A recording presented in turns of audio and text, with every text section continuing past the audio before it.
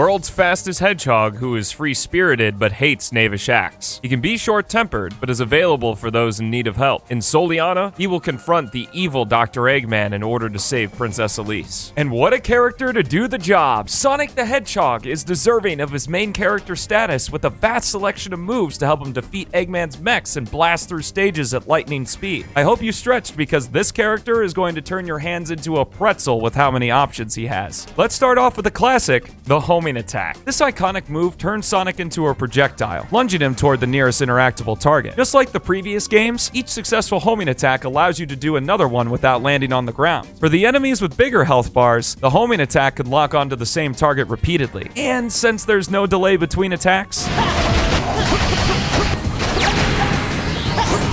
performing the attack without a target in range will cause Sonic to do a jump dash. In Project 06, there are 3 varieties you can switch between at your leisure in the extras menu. Straight functions just like the original game. Sonic moves forward at a set distance in a straight line and gradually loses his speed over its duration. Curved functions like the E3 2006 demo, which seems to work like Adventure 2's. This jump dash moves Sonic forward in a downward arc. The direction he is moving before the dash affects its trajectory just a little as well. Legacy functions like 2005 Shadow the Hedgehog. Sonic moves forward in a set speed, but not in a set direction. As good as the other 2 options are, the Legacy Jump Dash is the clear winner. Not only does it go the farthest, but its ability to be influenced up or down is invaluable when moving through stages quickly. Additionally, Sonic can jump into enemies and perform the enemy bounce. Hold the jump button while bouncing off an enemy to gain a lot of height, or don't and do a short hop instead. The Spin Dash has been reverted to its former glory. Of course, holding down the Spin Dash button will charge it, and letting go will cause Sonic to dash forward with a burst of speed. However, now you can do it like it's 1998 and mash the button to perform constant spin dashes, or what I like to call the spam dash. This is great for keeping Sonic at top speed through his stages. Next up is the spin kick. This niche ability allows Sonic to do a quick leg sweep while maintaining his ground speed, basically an alternative to the spin dash. What makes it special is that it can extend speeds gained from sources like dash panels by mashing the button after hitting one. The spin kick button can be held down for about 1 second to activate the slide attack. While also outclassed by the new spin dash, it does have the same benefit of being influenced by gravity. Maybe there is some way to get use out of this move. While airborne, pressing the spin dash button will cause Sonic to do the bound attack, returning from Adventure 2. This move is essential to taking down beefier foes, as it deals constant damage while in an enemy's hitbox. This move also allows Sonic to jump higher, maxing out after just 2 bounces. The bound attack has a secondary use too. Sonic will gain another jump dash charge after performing it even if he didn't hit a target. Combine this with the straight jump dash to cross even larger distances, or use it with the other 2 to keep Sonic at top speed when landing on the ground from the air. There is also an oversight turned feature with this interaction. If you press the jump button and the bound attack button at the same time, Sonic will do another jump dash without doing the bound attack. While not much different for the curved and legacy jump dash, as they still send Sonic downward due to how the bound attack functions, this is only a boon for the straight jump dash. Since it sends the Hedgehog forward with no influence from his previous actions, you can maintain the same altitude for even longer. Pretty sweet. Sonic's final main action is his light dash. Press the button near a trail of rings to travel along their path at light speed. Not all rings are light dashable, so you'll have to experiment in each of his stages to see which ones are. In addition to all of those moves, Sonic has 3 other unique gameplay styles that switch up his moveset. Wave Ocean, Crisis City, Radical Train, and Kingdom Valley's final section set Sonic into super speed. In these Mach speed sections, the speed is cranked up tenfold and Sonic is unable to stop moving. While that sounds bad, the PO6 team has made sure to give the player enough options to make these sections fun. Sonic is able to be sped up and slowed simply by holding forward or backward on the control stick. But don't go too slow, or you might get caught in a tornado. The ability to jump into enemies helps out quite a bit too, especially in Wave Ocean. Just give them a quick bop on the head to keep the pace going. Also, Sonic can perform the bound and slide attack during these sections, which both slow him down, especially the bound attack. A good way to apply the brakes if things are getting too hectic. Sonic can also use his light dash in these sections. Not only does it make him invincible for its duration, but if you hold forward, Sonic will begin running with speed lines around him. The community gave this state the name Mach 3, which allows our hero to barrel through enemies and weaker obstacles. Sonic gains more defense, but needs quicker reflexes with how fast he's running. I wonder if there is a way to make these sections even cooler.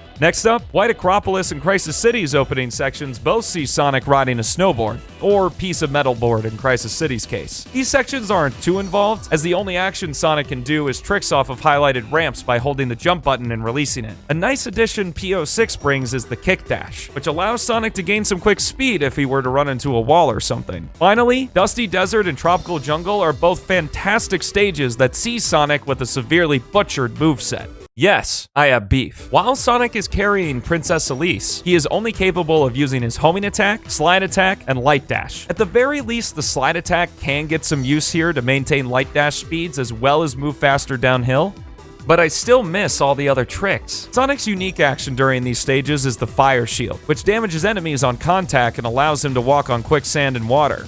Yay. We aren't done yet, because it's time to talk about Sonic's upgrades, the gems. There are 7 of these guys scattered about in his campaign, and it's up to you to find them all and wield their special abilities. Each gem grants Sonic a custom action, which uses up some of the action gauge in the bottom right to perform. Side note, the Fire Shield is also governed by the action gauge. The meter will fill on its own while on the ground, but will also be filled regardless of Sonic's predicament by the blue Chaos Drives and yellow Light Cores that drop from defeated enemies. Since they do the same thing, I'll refer to both as energy cores from this point on. Gathering 3 of these cores with the gem equipped will cause it to level up. Each gem can be leveled up a total of 2 times, boosting their effects and in some cases lowering their action gauge cost. The blue gem grants Sonic the Mach Speed custom action. This burst of speed that sends Sonic forward is similar to that of a dash panel. Leveling it up will increase the length of the dash, use less action gauge, and damage enemies when maxed. This doesn't seem too useful at first since we already have the spin dash, but understanding how the blue gem interacts with other moves is where things really start making sense. Sonic gets its speed instantaneously, versus having to do a couple spin dashes before that hits max speed. So you can do some really cool jumps with it that would normally take some setting up to do if you were to use the spin dash. Secondly, just like with dash panels, Sonic can use his spin kick after a blue gem, extending its speed boost. At max level, a blue gem followed by 2 spin kicks is the fastest way to move on the ground, outside of the speed shoes, and will gain back more action gauge than you use to perform it. The red gem grants Sonic the slow custom action. This slows down everything in the game to a crawl at the cost of some action gauge. Leveling up this gem will lengthen the slowdown. With no real benefit to Sonic, this gem has very rare usage. It can be helpful for newcomers to the game, but other than that, there isn't much to do with it other than make the music sound cool.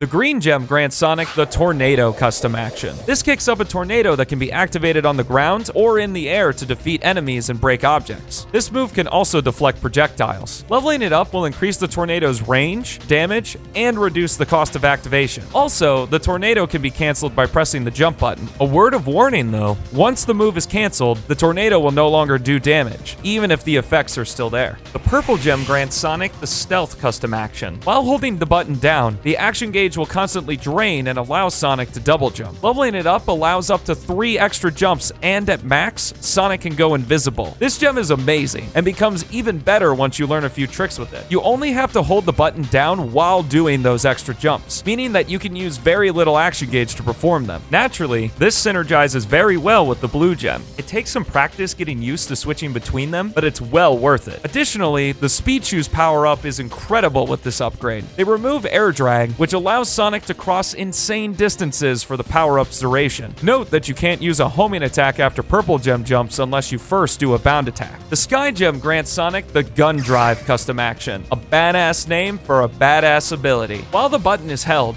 Sonic will hold the gem and aim it. Upon release, Sonic will chuck the gem and, wherever it lands, be grappled to its landing point. Throwing it in the air will launch it in a predetermined arc. Think of it like an Ender Pearl from Minecraft, but you travel the distance rather than teleport. Leveling this gem up will cause Sonic to do damage to the enemies he flies through during his travel. The most useful quirk of this upgrade is using it against walls. It gives Sonic a boost upward, so it's a great way to save yourself if you just miss a jump. Note that you can sky gem out of purple gem jumps, but can't grant purple gem out of a sky gem. The white gem grants Sonic the homing smash custom action. This causes Sonic to stop in the air to charge a stronger homing attack. Leveling it up increases the damage the attack does and causes enemies to ricochet into other targets, exploding upon contact. Just like the homing attack, using it without a target in range will cause Sonic to use a jump dash. While the dash itself isn't unique, what is that all of the Hedgehog's speed is cancelled when activating the gem. This allows Sonic to get more horizontal distance with the curved and legacy dash, a nice alternative to using straight. The yellow gem grants Sonic the Thunder Guard custom action. This lightning shield absorbs damage and draws in nearby rings at the cost of the action gauge. Leveling it up increases the shield's resilience, slowing the drain and tanking more hits, and increases its ring attraction range. The shield will also ignore the negative effects of some environmental hazards, such as the lava and flame core, at the cost of absorbing the damage. Also note that the Thunder Guard will override a regular shield. Since the gems can't be used in Mach speed sections, and regular shields can, it might be better to avoid using these in stages that feature those. Since defeating enemies will drop energy cores, which will recharge the action gauge even in use, and drawing in rings helps with the ring bonus, this gem is fantastic for grabbing S ranks. Speaking of S ranks, earning them in every stage in Sonic's story unlocks